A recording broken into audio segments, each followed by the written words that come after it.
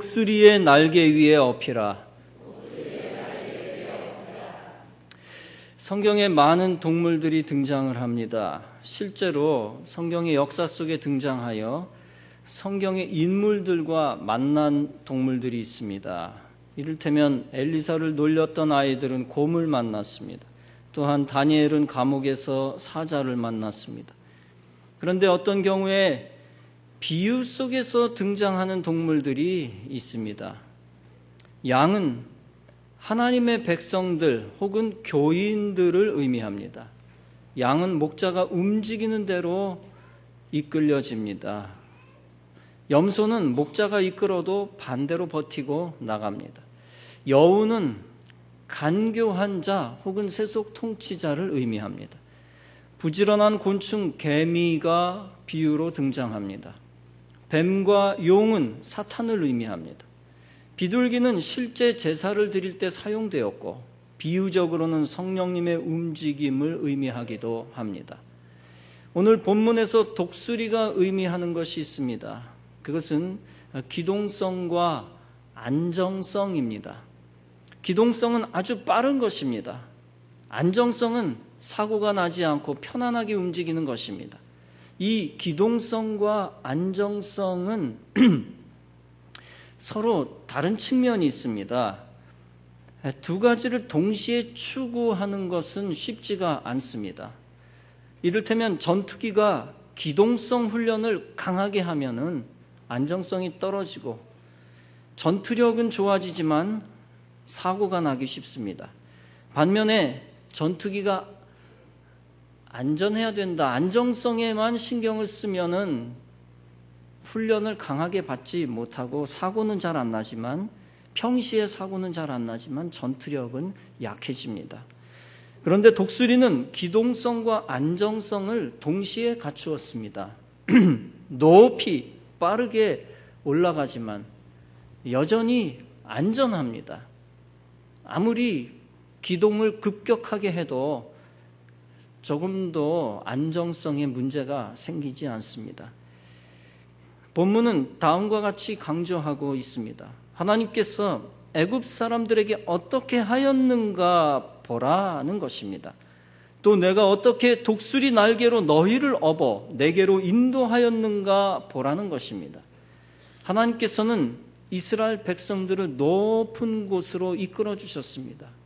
그리고 높은 곳으로 올려주셨습니다. 그리고 안전하게 이집트에서 탈출시켜 시나이 광야로 인도하여 주셨습니다. 독수리는 아주 빠른 동물로 묘사됩니다. 사무엘 하서 1장은 사울과 요나단을 비유로 말씀합니다. 저희는 독수리보다 빠르고 사자보다 강하였도다. 즉 독수리는 그 어떤 동물보다도 빠르게 높이 솟아오릅니다. 또 독수리는 높은 곳에서 활동하고 사는 존재를 대표합니다. 욥기 39장은 독수리의 높은 본능적 속성을 묘사합니다. 독수리가 공중에 떠서 높은 곳에 보금자리를 만드는 것이 어찌 내 명령을 의지함이냐라고 말씀을 했습니다. 즉 독수리는 하나님의 명령에 따라 높이 올라가며 높은 곳에 진을 친다는 것입니다. 독수리는 높고 안전한 곳에서 멀리 그리고 온 땅을 조망합니다. 특히 이사야 40장은 독수리를 강렬한 신앙적 열정을 가진 자로서 비유합니다. 오직 여호와를 앙망하는 자는 새 힘을 얻으리니 독수리가 날개치며 올라감 같을 것이라. 다름박질하여도 곤비치 아니할 것이다. 걸어가도 피곤치 아니할 것이다. 여러분들도 독수리처럼 높은 곳으로 비상하여 높은 차원의 삶을 사시기를 간절히 바랍니다. 하나님은 여러분들을 독수리 날개 위에 업어주시는 분입니다. 여러분들이 하늘 높은 곳으로 비상할 수 있도록 도와주시는 분입니다. 그리고 높은 곳에서 오랫동안 거할 수 있도록 책임져 주시고 도와주시는 분입니다. 내 힘으로 높이 올라갈 수가 없고 높은 데 오래 있을 수 없습니다. 그러나 하나님이 역사하시기만 하면 얼마든지 높은 데 올라가 오래 거할 수 있는 것입니다. 왜냐하면 하나님은 독수리의 날개와 같은 것에 우리를 올려놓으시는 분이기 때문입니다. 높이 올라갈 인생을 만나게 하셔서 함께 올라가게 하십니다. 올라갈 타이밍을 만나게 하셔서 결국 올라가게 하십니다. 또 올라갈 상황과 조건과 기회를 주셔서 결국 올라가게 하시는 것입니다. 이 사실을 믿고 하나님만 바라보며 하나님만 의지하시기를 바랍니다. 여러분, 분명히 추락하는 인생보다는 올라가는 인생이 복된 인생인 줄로 믿습니다. 쓰러지고 넘어질지라도 쓰러질 수 있죠. 넘어질 수 있습니다. 어떤 면에서 때때로 쓰러지기도 해야 되고 넘어지기도 해야 합니다. 쓰러지고 넘어질지라도 다시 일어서서 올라가는 인생이 복된 인생인 것입니다. 높이 계신 하나님만 바라보며 하나님이 높이 올려주시는 은혜를 체험하시기 바랍니다. 여러분, 세상 바라보며 사람 바라보며 사는 인생은 영적 축복을 받을 수 없습니다. 주님을 바라보고 높이 계신 지존하신 분을 바라봐야지 자꾸 땅만 보거나 옆에 있는 사람만 보면 안 됩니다. 세상만 바라보면 영적 축복을 받지 못하는데 영적 축복을 받지 못하면 진정한 육신의 행복도 존재하지 않습니다. 오직 높이 계신 하나님만 앙망하며 위에서 주시는 도움을 받아야 영적 축복을 얻을 수 있는 것입니다. 영적 축복을 받은 자만이 모든 육신의 문제도 자연스럽게 해결하고 육신의 축복도 얻는 것입니다. 그래서 시편 146편은 말씀합니다. 방백들을 의지하지 말라. 도울 힘이 없는 인생도 의지하지 말지니라. 오히려 시편 121편은 말씀합니다.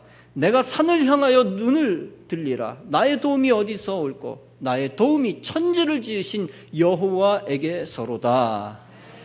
그렇습니다. 인생을 돕는 것은 땅에서 생겨나는 것이 아니라 높으신 하나님에게서 내려오는 것인 줄로 믿습니다.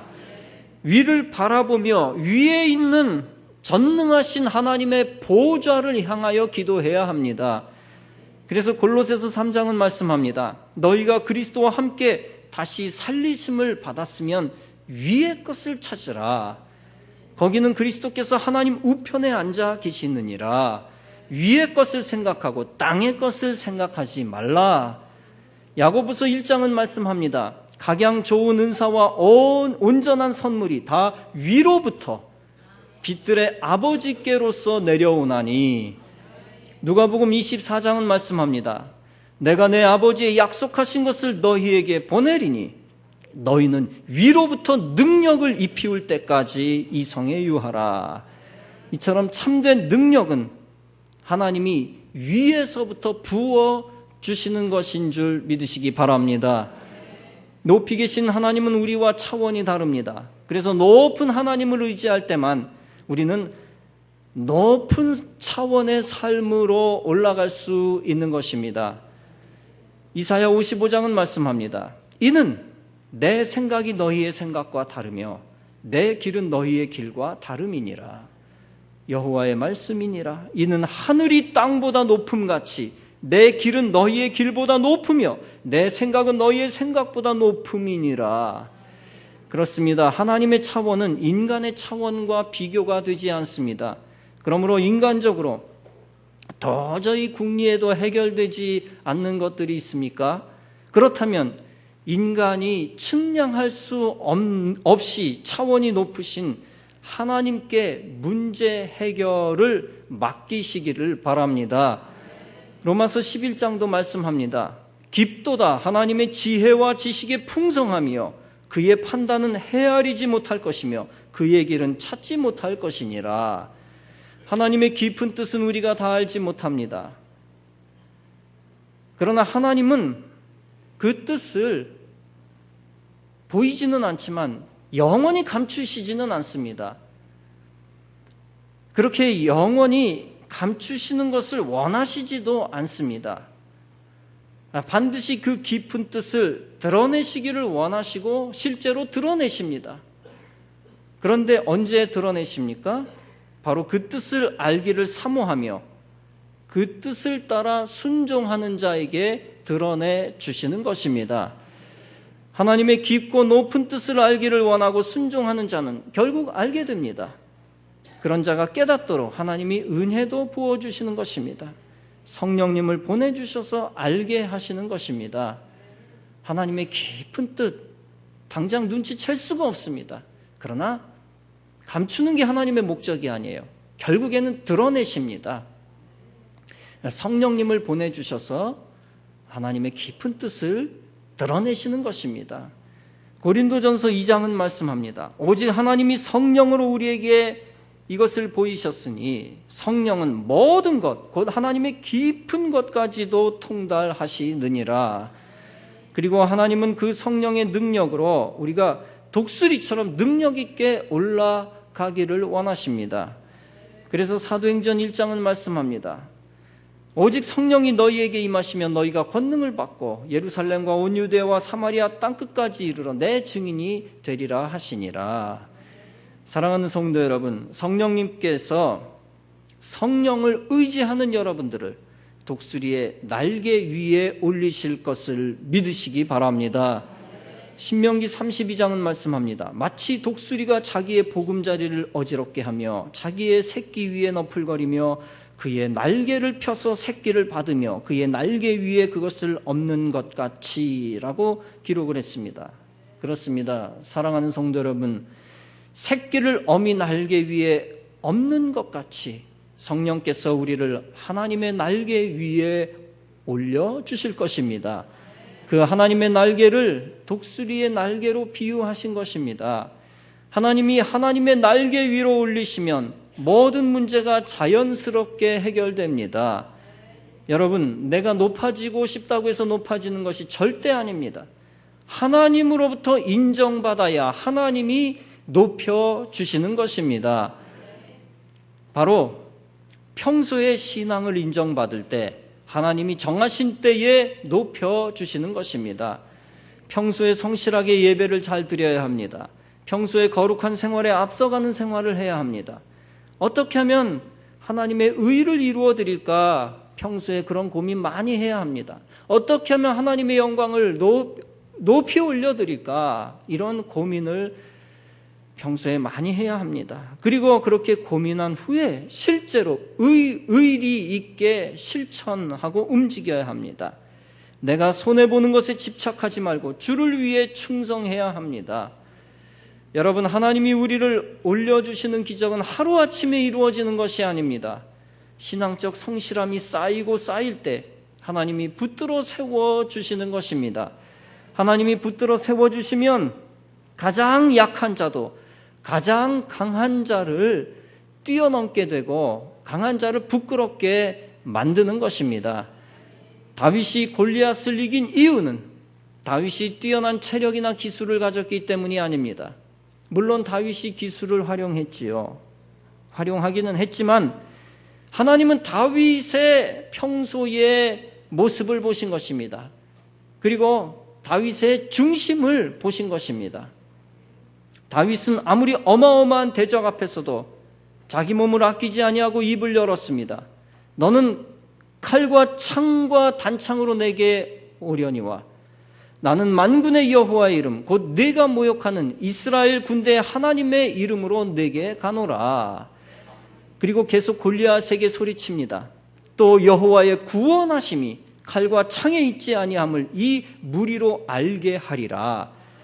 전쟁은 여호와께 속한 것인즉 그가 너희를 우리 손에 붙이시리라. 다윗은 이렇게 확실한 믿음을 가지고 있었습니다. 무기보다 중요한 것은 하나님이 구원하시는 능력이라는 사실입니다. 그리고 전쟁의 승패를 하나님이 결정하신다는 사실입니다. 그래서 아무리 약한 나라라도 하나님이 들어올리시면 강대국을 이기는 것입니다. 다윗은 알았습니다. 하나님이 들어 역사하시면 모든 강한 자 위에 올라가 승리한다는 사실을 알았습니다. 그래서 두려움 없이 대적을 향해 하나님의 정의를 외친 것입니다. 다윗은 정말 하나님의 영광을 사랑했습니다. 그래서 남들이 다 쥐죽은 듯 말도 못하고 조용했을 때 혼자 목숨 걸고 외친 것입니다. 그 모습을 하나님이 귀하게 여기시고 그가 승리하게 하신 것입니다. 하나님은 다윗을 골리앗 위에 올려놓으셨습니다. 그리고 결국 다윗을 온 이스라엘 위에 올려놓으셨습니다. 뉴턴은 이렇게 말한 적이 있습니다. 내가 남들보다 멀리 볼 수 있다면 그것은 내가 거인의 어깨 위에 올라가 있기 때문이다.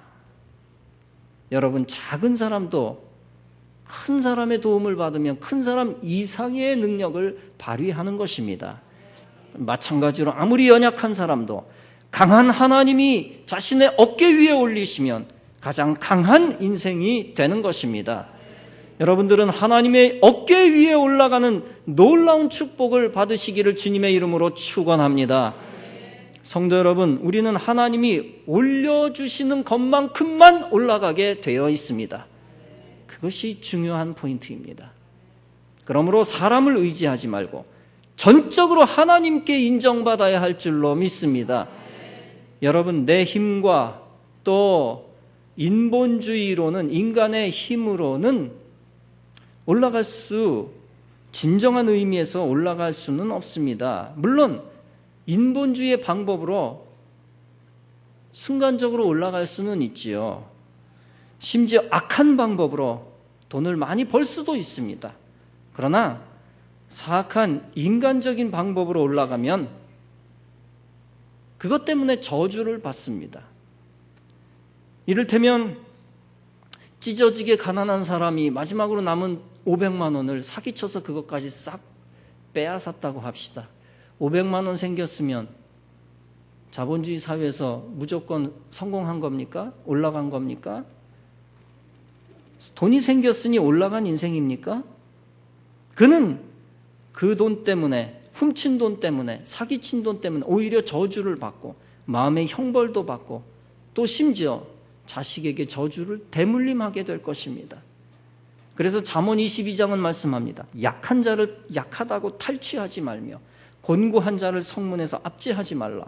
대저 여호와께서 신원하여 주시고 또 그를 노력하는 자의 생명을 빼앗으시느니라.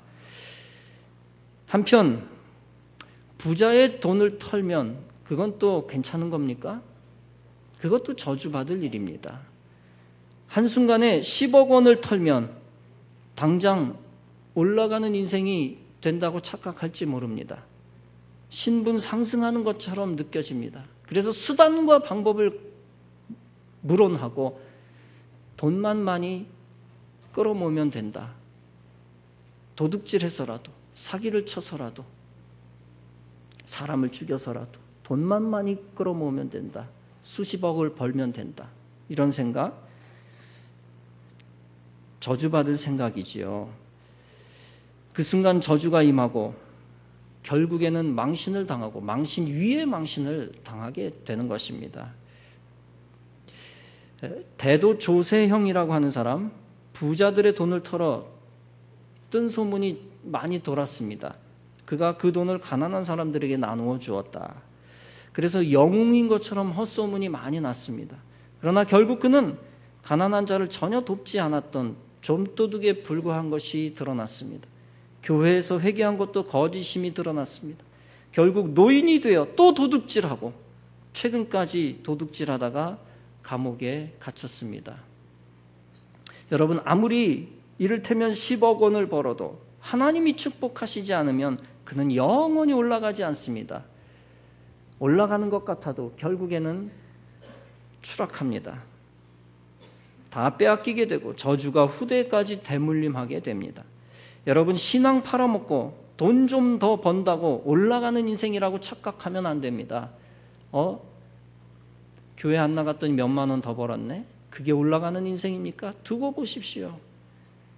잠언 24장은 말씀합니다. 너는 악인의 형통을 부러워하지 말며 그와 함께 있기도 원하지 말지어다. 대저 의인은 7번 넘어질지라도 다시 일어나려니와 악인은 재앙으로 인하여 엎드러지느니라.